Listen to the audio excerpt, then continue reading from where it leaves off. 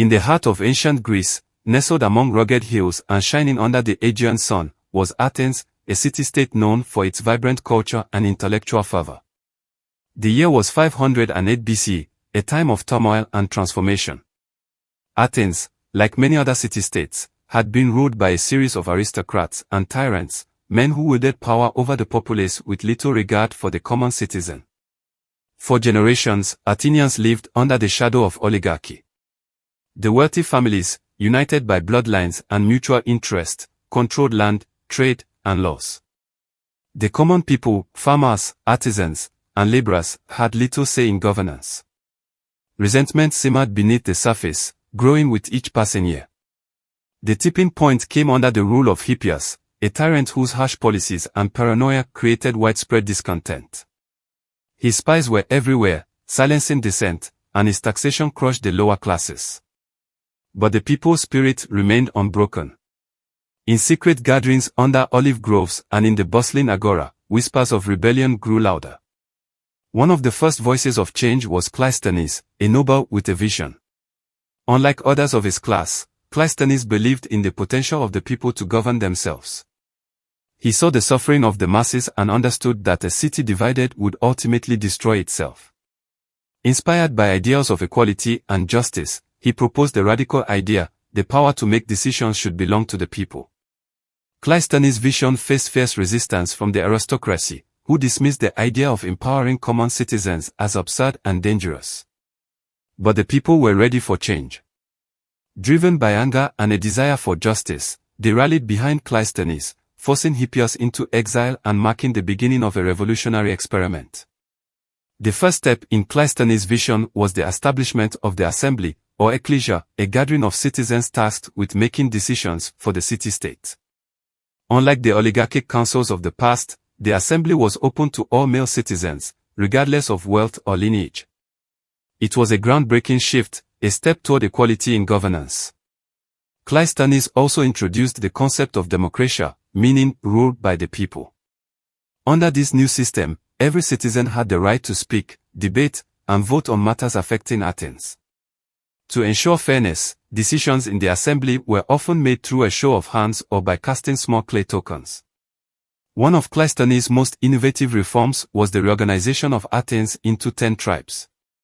Each tribe was a mix of people from different regions, urban, rural, and coastal, designed to break the power of aristocratic families and foster unity among citizens.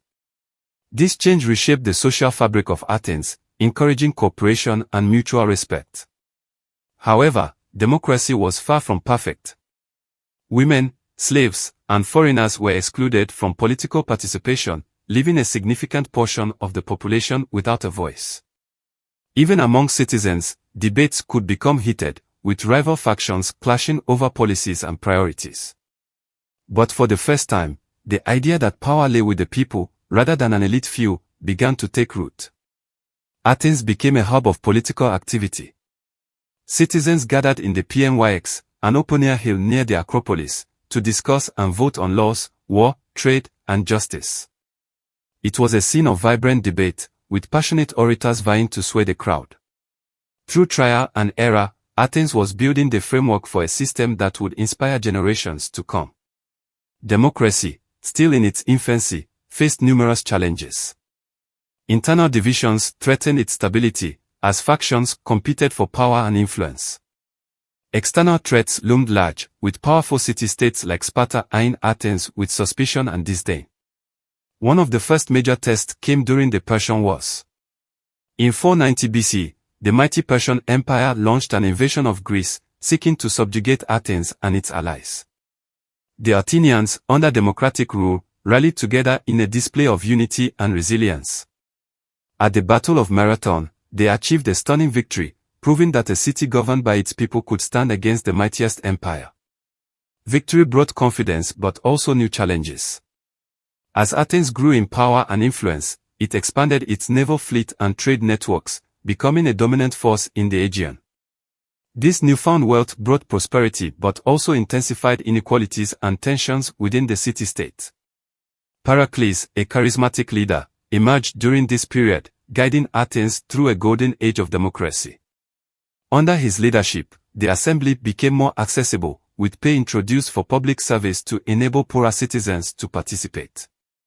He championed cultural and intellectual growth, commissioning works like the Parthenon and fostering an environment where philosophy, art, and science flourished. Yet, even in its golden age, democracy was not without flaws. Critics like Socrates questioned whether the masses were truly capable of making wise decisions. His philosophical inquiries highlighted the tension between the ideals of democracy and the realities of governance, sparking debates that would resonate through the ages. Athens' democracy faced its greatest trial during the Peloponnesian War, a devastating conflict with Sparta.